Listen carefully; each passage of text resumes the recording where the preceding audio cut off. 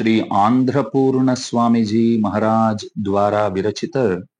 श्री रामानुज अष्टोत्तर शतनाम स्तोत्रम्।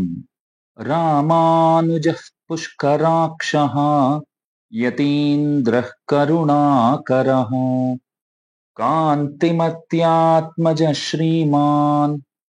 लीलामानुषविग्रहः सर्वशास्त्रार्थतत्त्वज्ञः सर्वज्ञः सज्जनप्रियः नारायणकृपापात्रम् श्रीभूतपुरनायकः अनघो भक्तमन्दारः केशवानन्दवर्धनः काञ्चीपूर्णप्रियसखः प्रणतार्तिविनाशनः पुण्यसङ्कीर्तनः पुण्यः ब्रह्मराक्षसमोचकः यादवापादितापार्थ वृक्षच्छेदकुठारकः अमोघो लक्ष्मणमुनिः शारदाशोकनाशनः निरन्तरजनाज्ञान निर्मोचनविचक्षणः वेदान्तद्वयसारज्ञः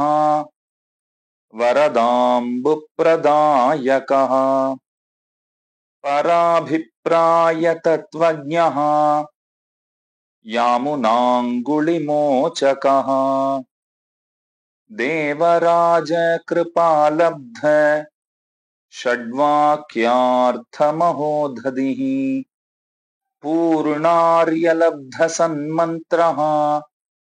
शौरिपादाब्जषट्पदः त्रिदण्डधारी ब्रह्मज्ञः ब्रह्मज्ञानपरायणः रङ्गेश कैङ्कर्यरतः विभूतिद्वयनायकः गोष्ठीपूर्णकृपालब्ध मन्त्रराजप्रकाशकः वररङ्गानुकम्पात् द्राविडाम्नायपारगः मालाधरार्यसुज्ञात द्राविडाम्नायतत्त्वधीः चतुस्सप्ततिशिष्याढ्यः पञ्चाचार्यपदाश्रयः प्रपीतविशतीर्थाम्भः प्रकटीकृतवैभवः प्रणतार्तिहराचार्य दत्तभिक्षैकभोजनः पवित्रीकृतकुरेशः भागिनेयत्रिदण्डकः कुरेश दाशरथ्यादि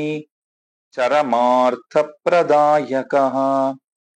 रङ्गेश वेङ्कटेशादि प्रकटीकृतवैभवः देवराजार्चनरतः मूकमुक्तिप्रदायकः यज्ञमूर्तिप्रतिष्ठाता मन्त्रदो धरणीधरः वरदाचार्यसद्भक्तः यज्ञेशार्तिविनाशकः अनन्ताभीष्टफलदः विठ्ठलेशप्रपूजितः श्रीशैलकरुणापूर्ण लब्धरामायणार्थकः व्याससूत्रार्थतत्त्वज्ञः बोधायनमतानुगः श्रीभाष्यादिमहाग्रन्थ कारकः कलिनाशनः अद्वैतमतविच्छेत्ता विशिष्टाद्वैतपारगः कुरङ्गनगरी पूर्ण मन्त्ररत्नोपदेशकः विनाशिताखिलमतः शेषीकृतरमापतिः पुत्रीकृतशठारातिः शठारात्युनृणमोचकः भाषादत्त हयग्रीवः भाष्यकारो महायशाः पवित्रीकृत भूभागः कूर्मनाथ प्रकाशकः श्रीवेङ्कटाचलाधीश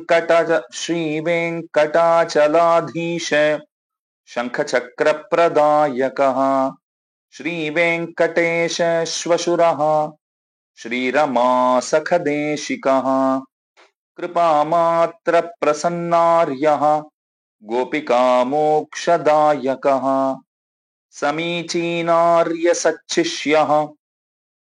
सत्कृतो वैष्णवप्रियः कृमिकण्ठ नृपध्वंसी सर्वमन्त्रमहोदधिः अङ्गीकृतान्ध्रपूर्णाख्यः सालग्रामप्रतिष्ठितः श्रीभक्तग्रामपूर्णेशः विष्णुवर्धनरक्षकः बौद्धध्वान्तसहस्रांशुः शेषरूपप्रदर्शकः नगरीकृतवेदाद्रिः दिल्लीश्वरसमर्चितः नारायण प्रतिष्ठाता सम्पत्पुत्रविमोचकः सम्पत्कुमारजनकः साधुलोकशिखामणिः सुप्रतिष्ठितगोविन्दराजः पूर्णमनोरथः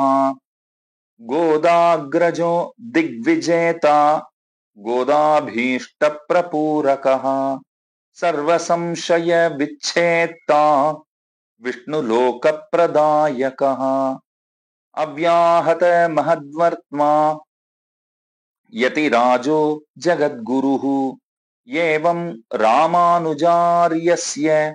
नाम्नाम् अष्टोत्तरं शतम् यः पठेत् शृणुयाद्वापि सर्वान् कामान् अवाप्नुयात्। श्रीमते रामानुजाय नमः।